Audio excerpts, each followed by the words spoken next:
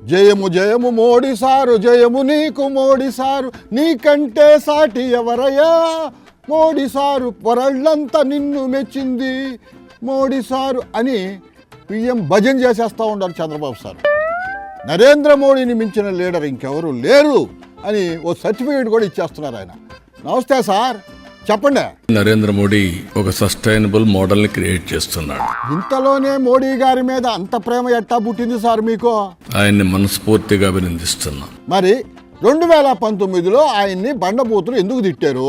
ఢిల్లీలో గెలుపు కూడా ప్రధానమంత్రి నరేంద్ర మోడీ గారిపై నుండే నమ్మకం. మీరు ఢిల్లీలో ధర్మ పోరాటం చేస్తే పాపం ఆ కేజ్రీవాల్ సార్ మీకు వచ్చి మద్దతు ఇచ్చారు. ఇప్పుడు మీరెళ్ళి ఆయనకు వ్యతిరేకంగా ప్రచారం చేసి వచ్చారు.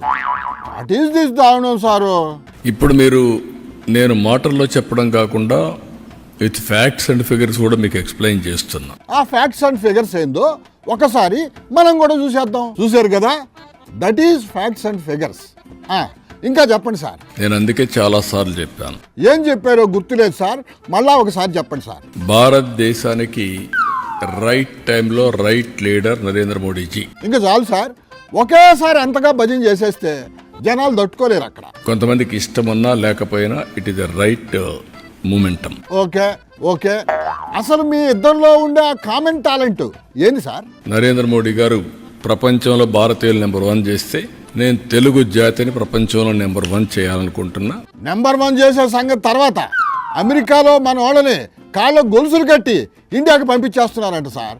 దాని గురించి మోడీ సార్తో కొద్దిగా మాట్లాడండి సార్. నేను సిద్ధాంతపరంగా రాజకీయం చేశాను తప్ప వ్యక్తిగత రాజకీయాలు నేను ఎప్పుడు చేయలేదు నా లైఫ్లో. అవునా సార్? ఒకసారి ఆ వీడియో ప్లే చేయండి అమ్మా. భార్యనే చూసుకునేవాడు దేశాన్ని ఏం చూసుకుంటా అన్నాడు. భార్యనే చూసుకునేవాడు దేశాన్ని ఏం చూసుకుంటా అన్నాడు. కుటుంబాన్ని చూసుకునేవాడు దేశాన్ని ఏం చూసుకుంటానని అడిగాడు. సార్ చూశారు కదా, ఆణిముత్యాలు మీయే. నెక్స్ట్, నరేంద్ర మోడీ గారి పైన ఎంత ప్రచారాలు చేస్తున్నారు, ఏమైంది? ఏమీ కాలేదు. అందుకే 3 సార్లు గెలిచారు. 3 సార్లు కాదు సార్, 2 సార్లు. నేను అందరికంటే బాగా పనిచేసి సంపద సృష్టిస్తానని చెప్తున్నాను. ఆ మాట ఎప్పటి నుంచో చెప్తుండారు. ఆ సంపద ఏదో త్వరగా సృష్టించండి సార్, ఇప్పటికే చాలా లేట్ అయిపోయింది అంటున్నారు జనాలు. నీ సంపద ఎవరికి కావాలి?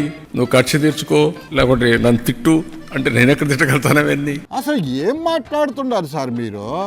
తిట్టు కొట్టు అని ఎవరిని అంటున్నారు?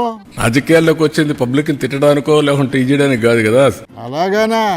మరి మీ ఎమ్మెల్యే చింతమనేని కారు అడ్డంగా పెట్టినందుకు డ్రైవర్ని బండ బూతులు తిట్టారు సార్. విన్నారా మీరా? ముందు ఆయన సంగతి చూడండి సార్.